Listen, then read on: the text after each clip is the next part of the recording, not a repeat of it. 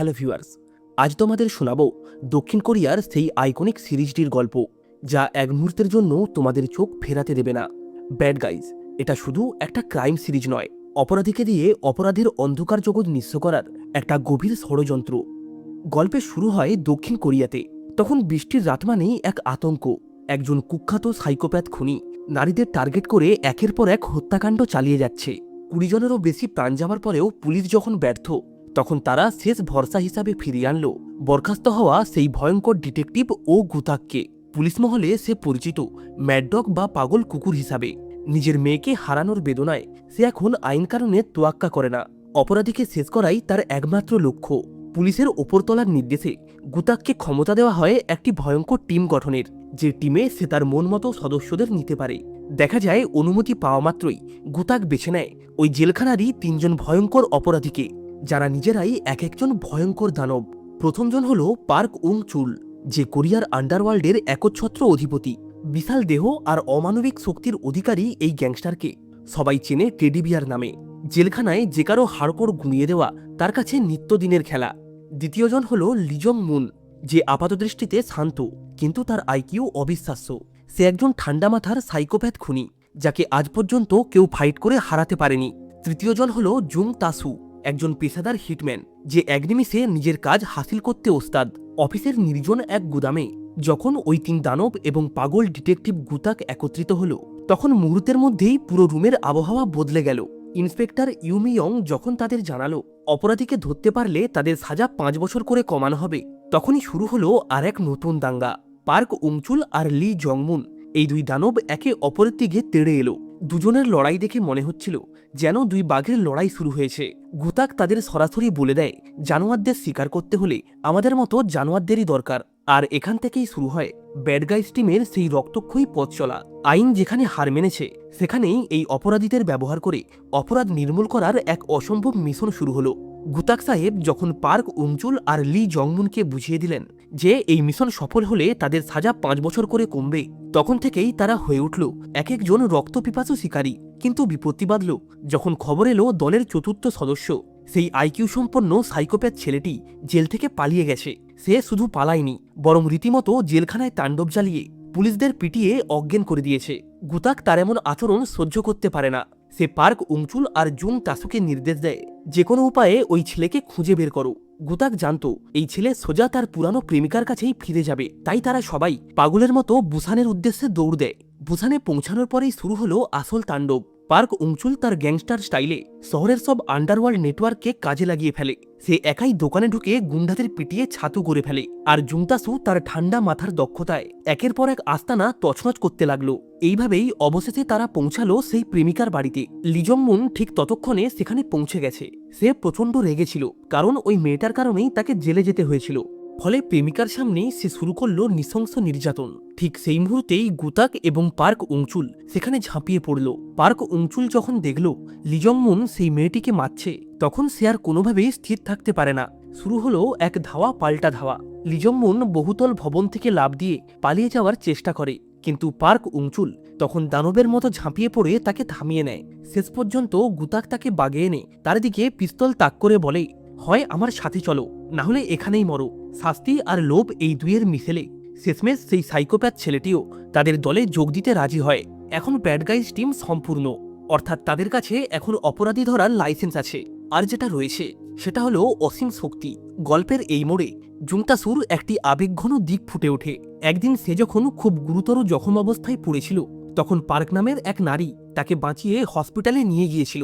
সেই মানুষটিকে জুংতাসু কখনো ভুলতে পারেনি। সে যেন তার জীবনের একমাত্র আশা। এদিকে মামলার ভয়াবহতা ক্রমশ বেড়েই চলেছে, অর্থাৎ মৃতের সংখ্যা 20 থেকে বেড়ে 21 হয়েছে। শত চেষ্টার পরেও পুলিশ কোনো কিছু বুঝে উঠতে পারছে না। তাই গুতাক এবং তার ব্যাড গাইজ টিম এই মুহূর্ত থেকেই সক্রিয় হয়ে ওঠে। অপরাধীদের জন্য তারা সাক্ষাৎ যমদূত। এর মধ্যেই হঠাৎ জুংতাসু যখন জানতে পারল তার প্রিয় মানুষ পার্ক নিখোঁজ, তখন সে দিশেহারা হয়ে পড়ল। গুতাক তাকে সামলাতে গিয়ে এক পর্যায়ে থাপ্পড় মেরে অজ্ঞান করে দেয়, কারণ টিমের সাফল্য নির্ভর করছে তাদের সম্মিলিত মনোযোগের উপর। শহরের অলিতে গলিতে তখন এক অন্ধকারের ছায়া ঘুরে বেড়াচ্ছে। পার্ক উংচুল তথ্যের খোঁজে মাফিয়াদের পিটিয়ে ব্যতিব্যস্ত করে তোলে। এক পর্যায়ে সে সন্দেহ করে এক বৃদ্ধের ওপর। যে কিনা পেশাই ছিল মেকানিক। তার কাজের সূক্ষ্মতা এবং অস্ত্র চালানোর দক্ষতায় পার্ক উংচুলের কেমন একটা খটকা লাগে। কিন্তু গুতাক তখন ভিন্ন পরিকল্পনায় ব্যস্ত। সে পুনপাককে ব্যবহার করছে টোপ হিসাবে।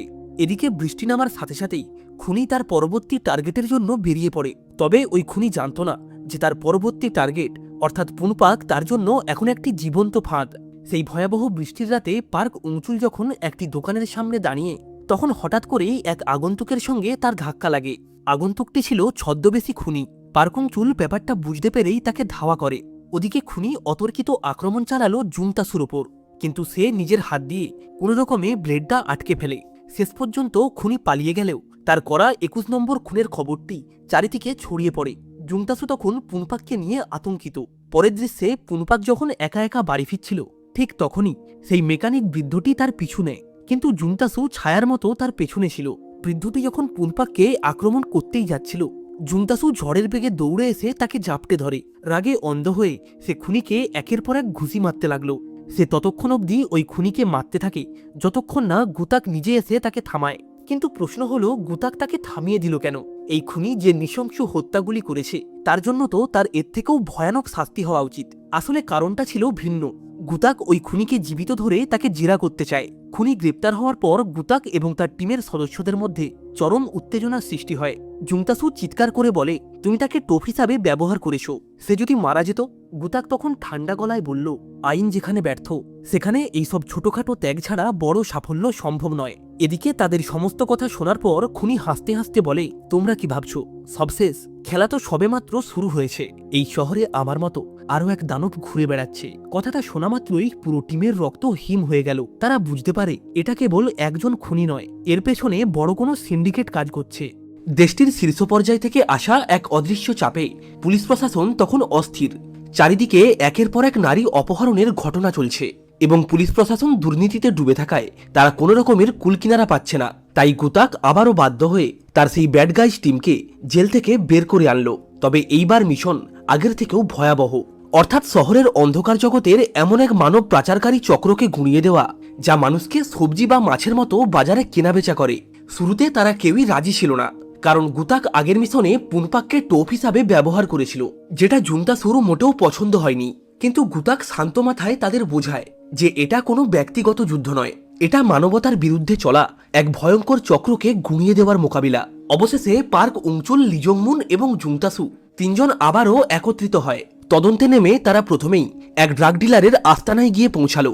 সেখানে ফ্রিজ খুলতেই তারা যা দেখল সেটা ছিল লোমহর্ষক। মানুষের শরীরের বিভিন্ন অঙ্গ প্রত্যঙ্গ টুকরো টুকরো করে ফ্রিজে ঢুকানো, যা দেখে পার্ক উংচুলের মতো পাথর হৃদয়ের মানুষও শিউরে ওঠে। সে বুঝতে পারে এই চক্রটা কতটা ভয়ানক এবং অমানবিক। এদিকে গুতাক যখন কিছু তথ্যের জন্য অসাধু এক আইনজীবীর কাছে যায়, তখন ওই আইনজীবী গুতাকের প্রয়াত মেয়েকে নিয়ে উল্টোপাল্টা কথা বলতে শুরু করলো। সাথে সাথেই গুতাকের ভেতরের সেই পাগল কুকুর যেন উন্মাদ হয়ে উঠল। সে ওই আইনজীবীকে লাঠি দিয়ে পেটাতে পেটাতে প্রায় মেরেই ফেলছিল। শুধুমাত্র তথ্যের প্রয়োজনে কোনো মতে তাকে থামানো হয়। জুংতাসু, পার্ক উংচুল এবং লিজংমুন তিনজন মিলে শহরের আন্ডারওয়ার্ল্ডের নেটওয়ার্ক চূর্ণ বিচূর্ণ করতে শুরু করলো। লিজংমুন তার আইকিউ ব্যবহার করে খুনির পরবর্তী পদক্ষেপ নিখুঁতভাবে প্রেডিক্ট করতে লাগলো, আর পার্ক উংচুল তার বিশাল দেহ এবং শক্তি দিয়ে একের পর এক মাফিয়াদের আস্তানায় তাণ্ডব চালালো। সবশেষে তারা গিয়ে পৌঁছালো এই সমস্ত ঘটনার মূলে থাকা ইচির আস্তানায়, যে এই অপকর্মের মাস্টার মাইন্ড। পার্ক উংচুল একাই তাদের পুরো গ্যাংকে সামলে নিল। তারা যখন ইচিকে কোণঠাসা করলো, তখনও সে দাম্ভিকতার সাথেই হাসছিল। পার্ক উংচুল তার এই হাসি সহ্য করতে না পেরে তাকে আছাড় দিয়ে মাটিতে ফেলে বলে, আমি গ্যাংস্টার হতে পারি, তবে কখনোই তোদের মতো জানোয়ার ছিলাম না। এইভাবেই তারা যখন সেই মানব পাচারকারী চক্রের মূল অভিযুক্তদের খুঁজে বের করলো, তখন দেখা গেল পুরো পুলিশ প্রশাসনের মধ্যেই এই বিশ্বাসঘাতকরা ঘাপটি মেরে বসে আছে। আসলে এই চক্রের মূল মাস্টারমাইন্ড ছিল এক কুখ্যাত ম্যাডাম, যে আড়াল থেকে এই সবকিছুর কলকাঠি নাড়ছিল। তো যাই হোক, এরপর যখন জুংতাসু পুনপাক এবং তার মেয়ের সঙ্গে দেখা করতে গেল, তখন তার ভেতর থেকে কঠোর হিটম্যানের বদলে দয়ালু এক মানুষ বেরিয়ে এলো। পুনপাক তাকে ধন্যবাদ জানালো সেই ভয়াবহ রাতে তাকে বাঁচানোর জন্য। জুংতাসুর চোখ তখন খুশিতে চিকচিক করছিল, কারণ তার জীবনের সবথেকে বড় শান্তি ছিল পুনপাকের হাসি। এদিকে গুতাক এবং তার টিম পরিকল্পনা সাজালো সেই ম্যাডামের আস্তানায় হানা দেওয়ার। গুতাক সবাইকে কড়া নির্দেশ দিয়ে বলে, আজ আর কোনো রকম দয়া নয়, আজ হবে সরাসরি বিচার। এরপর তারা যখন ম্যাডামের অফিসে ঢুকলো, তখন জুংতাসু তার স্বভাবসুলভ স্টাইলে বলল, আমরা পুলিশ নয়, আমরা এসেছি তোদেরকে নরক দেখাতে। এখন আপনাদের কি মনে হয় গুতাক এবং তার পুরো টিম কি পারবে ওই ম্যাডামের পোষা গুন্ডাদেরকে মেরে তাকে গ্রেপ্তার করতে, নাকি আর 5টা সাধারণ কেসের মতো এই কেসটাও ধামাচাপা পড়ে যাবে? সেটাই দেখবো আমরা পরবর্তী ভিডিওতে। তাহলে আজ এই অবধি, দেখা হচ্ছে নেক্সট ভিডিওতে এই সিরিজের পরবর্তী পর্ব নিয়ে।